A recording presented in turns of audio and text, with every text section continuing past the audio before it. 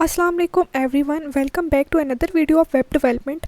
आज जो है हम चैप्टर 2 का पार्ट 3 कवर करेंगे, जिसमें हम देखेंगे कि HTML में हम फॉर्म्स किस तरह से क्रिएट कर सकते हैं। तो हमारे पास अगर हमने कोई भी यूज़र से डाटा कलेक्ट करना है या हमने कोई भी इंफॉर्मेशन गैदर करनी है, तो उसके लिए हमारे पास वेबसाइट के थ्रू अगर हम कोई इंफॉर्मेशन गैदर करें तो उसका बेस्ट तरीका जो हमारे पास है वो है कि हम फॉर्म्स की मदद में हम डाटा जो है वो गैदर कर सकते हैं। अब हमारे पास फॉर्म्स में डिफरेंट एलिमेंट्स आ जाते हैं। जैसे यहाँ पे फॉर्म्स किस तरह से बनाते हैं, तो सबसे पहले हम फॉर्म का टैग यूज़ करेंगे, उसके अंदर हमारे पास फॉर्म एलिमेंट्स आ जाएंगे और फिर फॉर्म का टैग हम क्लोज कर देंगे। फॉर्म एलिमेंट्स कौन कौन से होते हैं? फॉर्म एलिमेंट्स हमारे पास मल्टीपल होते हैं, जिसमें हमारे पास कुछ यहाँ पे मेंशन है, जैसे लेबल है, इनपुट है, सेलेक्ट है, टेक्स्ट एरिया है, बटन है, फील्ड सेट है, legend, data list, output, options और ऑप्ट ग्रुप। ये हमारे पास कुछ फॉर्म्स के एलिमेंट्स हैं। आइए इनको देखते हैं। सबसे पहले हमारे पास आ जाता है the input element. Input element हमारे पास क्या करता है कि ये हमारे पास मोस्ट इम्पॉर्टेंट एलिमेंट जिसको हम कह सकते हैं फॉर्म का, वो है इनपुट एलिमेंट। इनपुट एलिमेंट हमारे पास क्या करता है कि ये हमारे पास यूज़र से अगर हमने डाटा कोई भी इनपुट लेनी है तो वो उसमें हेल्प करता है। अब हमारे पास इनपुट की मल्टीपल टाइप्स हो जाती हैं, जैसे टेक्स्ट है, password, check box, radio, submit, reset या कोई भी बटन अगर हम लगाना चाहते हैं तो उसके लिए हमारे पास क्या होता है कि हम इनपुट टैग को यूज़ करते हैं। अब हमारे पास क्या आ जाता है कि सबसे पहले अगर हम टेक्स्ट इनपुट कंट्रोल सीखें तो वो हमारे पास 3 टाइप्स की होती हैं। सबसे पहले अगर जाता है हमारे पास single line text input control. Single line text input control क्या होता है कि अगर हमने कोई यूज़र से इनपुट लेनी है, लेकिन वो हमने क्या करना है कि 1 लाइन यूज़र इनपुट होती है जो हमने छोटे से बॉक्स में, जैसे यूज़र का नेम हो गया, तो वहाँ पर हम क्या यूज़ करते हैं, single line text input control use करते हैं। उसके बाद हमारे पास आ जाता है password input control. Password input control क्या होता है कि ये भी सिंगल लाइन टेक्स्ट इनपुट की तरह होता है, लेकिन ये जो है ना, इसमें जो है कैरेक्टर्स जो हैं जो यूज़र इंटर करता है वो हमारे पास क्या होते हैं कि हिडन होते हैं। जैसे हम कहीं किसी भी वेबसाइट पे पासवर्ड यूज़ कर रहे होते हैं तो वो हमारे पास कैरेक्टर्स हमारे पास शो नहीं हो रहे होते जब तक हम उसको शो के बटन में क्लिक नहीं करते। उसके बाद हमारे पास आ जाता है multi line text input controls. Multi line text input controls क्या करते हैं कि जहाँ पे हमने यूज़र से कोई डिटेल्स लेनी है या कोई एक सेंटेंस से ज़्यादा हमने कोई डिस्क्रिप्शन उससे लेनी है, तो वहाँ पे हम multi line text input control को है यूज़ करते हैं। सबसे पहले अगर हमारे पास single line text input control को देखें तो इसमें हम क्या करते हैं कि इनपुट, उसकी टाइप हमने दे दी टेक्स्ट। अब हम उसकी डिफ़ाइन कर रहे हैं कि इसकी टाइप टेक्स्ट है, मतलब कि ये हमारे पास 1 लाइन इनपुट जो है फील्ड है। उसके बाद हमारे पास क्या है कि हमने फॉर्म का टैग स्टार्ट किया, उसके बाद हमने क्या किया, लेबल लगाया। लेबल हम किस लिए यूज़ करते हैं कि हमारे पास फॉर्म के जितने भी एलिमेंट्स हैं उनको लेबल करने के लिए कि ये क्या चीज़ है, किस टाइप किस चीज़ का टेक्स्ट है या किस चीज़ का बटन है। तो वहाँ पे अगर हम लेबल लगाना चाहें, जैसे ड्रॉप डाउन लिस्ट में भी हम लेबल्स लगाते हैं, तो ये हमारे पास लेबल वहाँ पे हेल्प करता है ताकि हम अपने जो फॉर्म के एलिमेंट्स हैं उनको लेबल कर सकें। तो यहाँ पे हमने लेबल ले लिया, लेबल का टैग लगा लिया, उसके अंदर हमने लिख लिया फॉर नेम की फर्स्ट नेम, कि हम ये फर्स्ट नेम के लिए जो है लेबल बना रहे हैं। उसके बाद फर्स्ट नेम हमने लिख दिया, उसके बाद लेबल का टैग क्लोज कर दिया। उसके बाद हमने क्या किया, इनपुट का टैग यूज़ किया जिसमें हमने टाइप लिख दिया टेक्स्ट और ID हमने दे दिया एफ नेम, जो हम फॉर, यहाँ पे हमने लिखा था ना लेबल फॉर फर्स्ट नेम, तो यहाँ पे हम उसकी ID देंगे कि ये फर्स्ट नेम जो है इसकी ID है।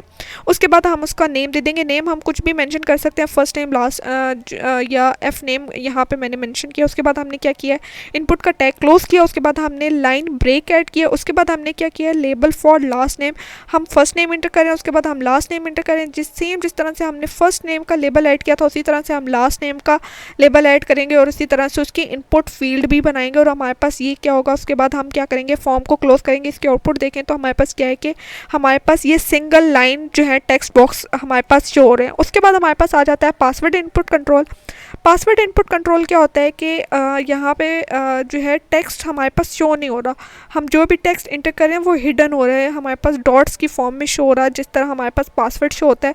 तो हमने क्या किया, फॉर्म का टैग लगाया। उसके बाद हमने लेबल फॉर पासवर्ड, जिस तरह हम फर्स्ट नेम लास्ट नेम का लेबल बना रहे थे इसी तरह से हमने पासवर्ड का लेबल बना लिया। उसके बाद हमने यहाँ पे क्या किया कि इनपुट टाइप हमने पासवर्ड रख दिया। जैसे प्रीवियस हम इनपुट टाइप टेक्स्ट रख रहे थे, यहाँ पे हमने क्या कर दिया, क्योंकि हमने पासवर्ड एंटर करना है तो हमने क्या कर दिया, टाइप पासवर्ड रख दिया। उसके बाद हमने उसकी ID और नेम हम कुछ भी दे सकते हैं और उसके बाद हमने क्या किया, फॉर्म को क्लोज कर दिया। उसके बाद हमारे पास आ जाता है multi line text area input. जैसे हमने कोई भी डिस्क्रिप्शन यूज़र से एंटर करनी है तो वहाँ पे हम क्या करते हैं, multi line text input control को यूज़ करते हैं। इसके लिए हमने क्या किया, फॉर्म का टैग स्टार्ट किया, उसके बाद हमारे पास क्या है कि हमने लेबल लगा लिया डिस्क्रिप्शन के लिए। उसके बाद हमारे पास क्या है, टेक्स्ट एरिया। जब भी हम मल्टी लाइन टेक्स्ट इनपुट ले रहे होते हैं तो हम वहाँ पे क्या यूज़ करते हैं, टेक्स्ट एरिया का टैग यूज़ करते हैं। उसके बाद हमने उसके क्या किया है, हमने उसकी रोज़ डिफ़ाइन कर दी है कि इसकी रोज़ 5 हैं और इसके कॉलम्स जो हैं 50। ये हम हमारी मर्ज़ी पे होता है कि हम उसकी कितनी रोज़ और कॉलम्स जो हैं डिफ़ाइन करना चाहते हैं। उसके बाद हमने उसकी आईडी दे दी, सेम नेम दे दिया, और उसके बाद हमने क्या किया, टेक्स्ट एरिया की ब्रैकेट क्लोज की। उसके बाद हमने क्या किया, इंटर डिस्क्रिप्शन हेयर, हमने उसको एक हिंट दे दी कि यहाँ पे वो डिस्क्रिप्शन इंटर कर सकता है। ये हमारे पास रिटन टेक्स्ट नहीं आता, ये हमारे पास क्या होता है कि एक हिंट की फॉर्म में जो है शो हो रहा होगा। उसके बाद हमने क्या किया, टेक्स्ट एरिया का लेबल टैग हमने क्लोज कर दिया, और उसके बाद हमने क्या किया, फॉर्म का टैग भी हमने क्लोज कर दिया। उसके बाद हमारे पास अदर इनपुट्स टाइप्स अगर हम देखें तो जिस तरह से हमारे पास हमने इनपुट टाइप अभी पढ़ी है टेक्स्ट और पासवर्ड की, इस तरह हमारे पास और भी इनपुट टाइप्स होती हैं। जैसे यहाँ पे हमने देख रहे हैं डेट। अगर हमने यूज़र की बर्थ स्टूडेंट की या यूज़र की बर्थ डेट इंटर करानी है या उससे कोई भी डाटा लेना है, तो हम क्या करते हैं कि डेट अगर हमने लेनी है तो हम क्या करेंगे, इनपुट टाइप हम उसको डेट दे देंगे।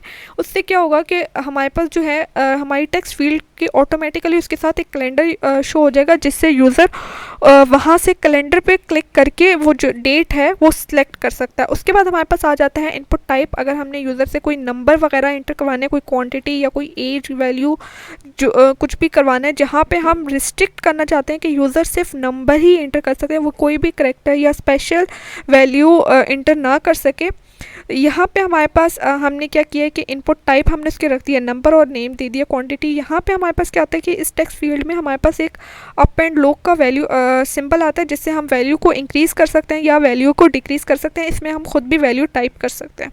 उसके बाद हमारे पास आ जाते हैं कुछ एट्रीब्यूट्स हैं। सबसे पहले हमारे पास आ जाता है read only and disable attribute.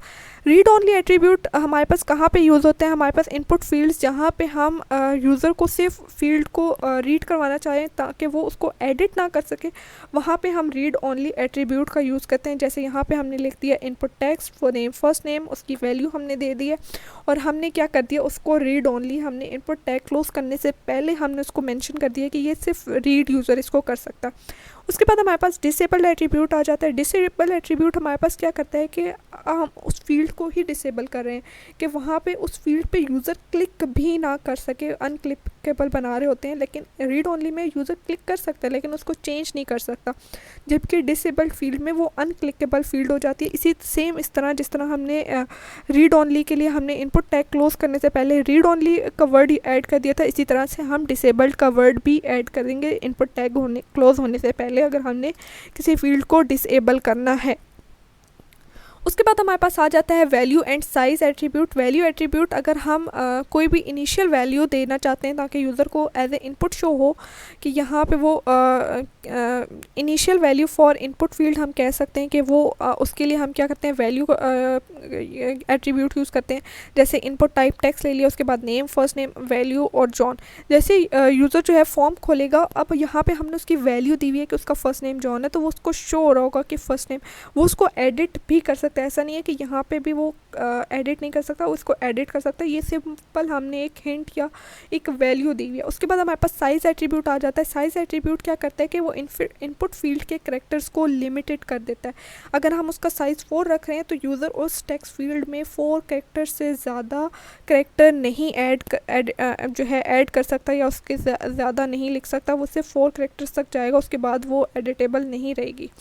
उसके बाद हमारे पास है required and auto complete attribute. Required attribute हमारे पास ये है कि अगर हमने हमारे कोई फॉर्म में कोई चीज़ ऐसी है जो हम स्पेसिफाई करना चाहते हैं कि यूज़र फॉर्म सबमिट करने से पहले ये लाजमी फिल करे, तो उस फील्ड के साथ हम लिख देते हैं रिक्वायर्ड लिख देते हैं, क्योंकि अगर वो फील्ड जो है फिल हुए बगैर यूज़र सबमिट करने की कोशिश करेगा फॉर्म, तो वो फॉर्म सबमिट नहीं होगा। उसके बाद हमारे पास आ जाता है auto complete attribute. Auto complete attribute हमारे पास क्या होता है कि अगर हम यूज़र को कोई हिंट देना चाहते हैं या जो अगर हम ऑटो कंप्लीट ऑन रख सकते हैं या ऑफ़ रख सकते हैं, ये जो है डेवलपर पे होता है कि वो उसको अगर ऑन रखते हैं तो वो क्या करेगा, ऑटो कंप्लीट जो है जिस ब्राउज़र में वो डाटा यूज़र इंटर कर रहा है तो उसकी जो लेटेस्ट वैल्यूज़ होंगी ना उस बेस पे, तो वो उसको हिंट के तौर पे शो करना शुरू कर देगा।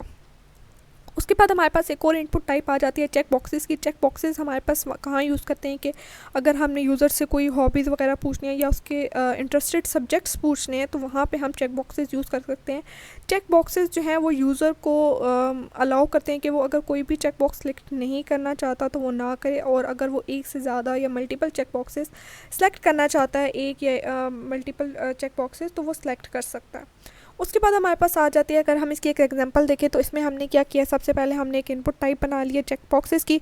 उसमें हमने उसकी आईडी ले लिया, उसका नेम ले लिया, उसकी वैल्यू ले लिया। अब हमने क्या किया, टाइप हमने क्या रखी है, चेक बॉक्स रखी है। उसके बाद उसका लेबल लगा लिया, और इसी तरह से फिर हमने मज़ीद जो है चेक बॉक्सेस कार के लिए और बोट के लिए बना लिया। अब इसका जो आईडी है वो लेबल की आईडी और चेक बॉक्स की आईडी सेम है, लेकिन नेम जो है ना हर इनपुट का हम डिफरेंट रख सकते हैं, सेम भी रख सकते हैं, उससे कोई भी इशू नहीं होता क्योंकि हम मल्टीपल चेक बॉक्सेस सेलेक्ट कर सकते हैं। उसके बाद हमने क्या किया, फॉर्म को क्लोज़ कर दिया। अगर हम इसकी आउटपुट देखें तो इसमें हमने 2 चेक बॉक्सेस को सिलेक्ट किया हुआ है। अगर हम 3 चेक बॉक्सेस सेलेक्ट करना चाहें तो हम 3 चेक बॉक्सेस भी सिलेक्ट कर सकते हैं। उसके बाद आ जाता है हमारे पास grouping form data with field set, कि अगर हमने अपने फॉर्म में डाटा को फील्ड सेट की फॉर्म में या ग्रुप बनाना है तो उसके लिए हम फील्ड सेट का टैग यूज़ कर सकते हैं। कि फॉर एग्जांपल अगर हम चाहते हैं कि हमारे फॉर्म में पर्सनल इंफॉर्मेशन का ग्रुप अलग शो हो, फिर एजुकेशनल जो है उसका ग्रुप अलग शो हो एजुकेशनल का, तो उसके लिए हम क्या करते हैं, फील्ड सेट का टैग यूज़ करते हैं। और फील्ड सेट को कैप्शन देने के लिए जो हम टैग यूज़ करते हैं वो है लेजेंड का टैग। इसकी एक एग्जांपल देखते हैं। सबसे पहले हमने क्या किया, फॉर्म टैग लगा लिया, उसके बाद हमने फील्ड सेट का टैग स्टार्ट किया है। उसके बाद हमने क्या किया, अब फील्ड सेट को कैप्शन देनी है तो हमने क्या किया, लेजेंड का टैग यूज़ करते हुए उसको हमने कर दिया कि ये पर्सनल इन्फॉर्मेशन हम इसमें यूज़र की लेना चाहते हैं, तो हमने उसको पर्सनल इन्फॉर्मेशन का टैग दे दिया। उसके बाद हमने क्या किया, लेजेंड टैग क्लोज़ कर दिया। उसके बाद हम उस फील्ड सेट में जितना भी डाटा डालना चाहते हैं हम वो डाटा डालेंगे। उसके बाद फील्ड सेट हम क्या करेंगे, क्लोज़ कर देंगे। उसके बाद अगर हम फर्दर कोई डाटा ऐड करना चाहते हैं जो फील्ड सेट से बाहर हो तो हम फील्ड सेट का टैग क्लोज़ करने के बाद वो एलिमेंट्स ऐड करेंगे और फिर क्या करेंगे, हम फॉर्म को भी क्लोज़ कर देंगे। और इसी तरह से अगर हम मल्टीपल फील्ड सेट बनाना चाहते हैं तो हम क्या करेंगे कि फर्स्ट फील्ड सेट जो फील्ड सेट का टैग है वो क्लोज़ होने के बाद हम नेक्स्ट फील्ड सेट का टैग बनाएंगे, उसका कैप्शन देंगे लेजेंड के टैग के थ्रू, और उसमें जो डाटा डालना है वो लिखेंगे और फिर फील्ड सेट का टैग क्लोज़ करेंगे। और फिर एट द एंड जब हमारा पूरा फॉर्म कंप्लीट हो जाएगा तो हम फॉर्म का टैग जो है वो क्लोज़ कर देंगे। उसके बाद हमारे पास आ जाता है सेलेक्ट एलिमेंट। सेलेक्ट एलिमेंट हमारे पास क्या करता है कि वो ड्रॉप डाउन लिस्ट को डिफ़ाइन करता है कि अगर हमने अपने फॉर्म में कोई भी जो है इस तरह से ड्रॉप डाउन लिस्ट जिसमें हम यूज़र को ऑप्शन देना चाहते हैं कि वो इस ऑप्शंस में से कोई चीज़ सेलेक्ट करे, तो उसके लिए हम क्या करते हैं कि हम सेलेक्ट का जो है एलिमेंट वो यूज़ करते हैं। इसमें हमने क्या किया, सबसे पहले हमने उसको लेबल दे दिया, उसके बाद सेलेक्ट कर लिया आईडी, नेम, फ्रूट और सेलेक्ट का टैग हमने बना लिया। अब सेलेक्ट के अंदर हमने जो ऑप्शंस डालने हैं हम मल्टीपल ऑप्शंस डाल सकते हैं, हमारी चॉइस पे होता है कि हम कितने ऑप्शंस उसको देना चाहते हैं। जैसे यहाँ पे 3 ऑप्शंस डाले हैं। सबसे पहले हमने एप्पल, ऑरेंज और ग्रेप्स, क्योंकि फ्रूट्स के बारे में हम लिख रहे हैं तो हमने 3 फ्रूट्स डाल दिए। हम इसके अलावा भी फ्रूट्स ऐड कर सकते हैं, ऑप्शन मैंगोज़ और भी जो हैं फ्रूट्स वो हम इसमें ऐड कर सकते हैं। तो हमने जितने हम ऑप्शन डालना चाहते थे हमने वो ऑप्शंस डाले, और उसके बाद हमने क्या किया, सेलेक्ट का टैग हमने क्लोज़ कर दिया और उसके बाद हमने फॉर्म का टैग क्लोज़ कर दिया। अब इसके जो आउटपुट है उसमें हम देख सकते हैं कि जैसे ही हम ड्रॉप डाउन एरो पे क्लिक करेंगे तो हमारे पास जितनी भी लिस्ट है, जितने ऑप्शंस हमने डाले हैं वो हमारे पास शो हो जाएंगे। उसके बाद आ जाता है हमारे पास रेडियो बटन्स। रेडियो बटन्स जो हैं, अगर हमने यूज़र से कोई ऑप्शंस उसको देने हैं, मल्टीपल ऑप्शन देने हैं, लेकिन उसमें से वो एक ऑप्शन सेलेक्ट कर सकता है तो वहाँ पे हम रेडियो बटन्स यूज़ कर सकते हैं। लेकिन अगर वो मल्टीपल ऑप्शन सेलेक्ट करना चाहे तो उसके लिए हम चेक बॉक्सेस यूज़ करते हैं। लेकिन अगर हम उससे चाहें कि वो सिर्फ एक ही ऑप्शन सेलेक्ट करे तो उसके लिए हम रेडियो बटन्स का यूज़ करते हैं। इसकी एग्जांपल देख लेते हैं। इसमें हमने क्या किया कि फॉर्म का टैग यूज़ किया, फॉर्म बनाने हैं, तो उसमें हमने सबसे पहले एक इनपुट टाइप ले ली और रेडियो की, उसके बाद आईडी दे दी, नेम दे दिया और उसकी वैल्यू दे दी और फिर हमने उसको लेबल दे दिया। इसी तरह से हमने सारे जो हम रेडियो बटन्स बनाना चाहते थे वो हमने बना लिए। अब रेडियो बटन्स में क्या होता है कि इसके जो नेम है ना हर रेडियो बटन का वो हमने सेम रखना होता है, ताकि जो हमारा ब्राउज़र है या जो कंप्यूटर है उसको पता चल सके कि ये जो है रेडियो बटन्स एक कैटेगरी से बिलोंग करते हैं। उसके बाद हमने क्या करना है कि यहाँ पे हम कोई भी लैंग्वेज चूज़ करना चाहते हैं, तो मैंने क्या किया, HTML, CSS और जावास्क्रिप्ट 3 में ऑप्शन दे दिया। तो वो क्या करेगा, या तो HTML सेलेक्ट कर सकता है, अगर वो CSS सेलेक्ट करेगा तो HTML वाला ऑप्शन जो है वो ऑटोमेटिकली उससे रिमूव होके CSS वाला ऑप्शन जो है वो सिलेक्ट हो जाएगा। इसी तरह से जावास्क्रिप्ट अगर वो करना चाहता है तो उसकी मर्ज़ी है। उसके बाद हमारे पास आ जाता है सबमिट बटन, जो कि फॉर्म्स में बहुत ज़रूरी होता है कि अगर कोई फॉर्म हम दे रहे हैं फिल कर रहे हैं तो उसके बाद उसको सबमिट करना जो है वो एक इम्पॉर्टेंट चीज़ होती है। उसके बाद ही हमारा डाटा जो है वो अपलोड होता है। तो उसके लिए हम क्या करते हैं, सबमिट का बटन जो है वो यूज़ करते हैं। सबमिट बटन हम क्या करते हैं, सिंपल हम उसकी इनपुट टाइप जो है सबमिट रख देते हैं और उसकी वैल्यू हम पास कर देते हैं कि यहाँ पे जैसे मैं सबमिट उसमें कौन सी उसमें वैल्यू शो हो तो हम वो कर देते हैं सबमिट। जैसे हमने वैल्यू एट्रीब्यूट भी पढ़ा था कि हम उसमें कौन सी वैल्यू फिल करना चाहते हैं। तो यहाँ पे हमने क्या किया, सबसे पहले फ़र्स्ट नेम और लास्ट नेम जिस तरह से हम नॉर्मली एक फॉर्म बनाते हुए आ रहे हैं हमने वो लिया और उसके नीचे हमने क्या किया, एक सबमिट का बटन लगा दिया। जैसे ही यूज़र इस पर क्लिक करेगा तो वो फॉर्म सबमिट हो जाएगा। अब वो फर्दर है कि हम वो फॉर्म कहाँ सबमिट करना चाहते हैं, कहाँ सेव करवाना चाहते हैं डेवलपर, तो वो एक फ़र्दर प्रोसेस है जो हम आगे आने वाली वीडियोज़ में देखेंगे। उसके बाद हमारे पास आ जाता है रीसेट बटन के अगर फॉर्म में कोई मिस्टेक हो गया और वो रीसेट बटन का जो है बटन प्रेस करता है तो वो क्या करेगा, फॉर्म को इनिशियल स्टेट पे ले जाएगा। ये सेम जिस तरह से हम सबमिट बटन करते हैं इस तरह हमने उसकी टाइप रख दी रीसेट, वहाँ पे हम सबमिट रख लेते हैं। हमने इसका नेम रख दिया रीसेट बटन और उसकी वैल्यू हमने दे दी रीसेट दी फॉर्म। तो ये था आज का लेक्चर। Thanks for watching. अगर आपकी कोई भी क्यूरी हो तो आप कमेंट सेक्शन में पूछ सकते हैं। और वीडियो को लाइक करना ना भूलेंगे और वीडियो को शेयर भी ज़रूर कीजिएगा। Thanks for watching.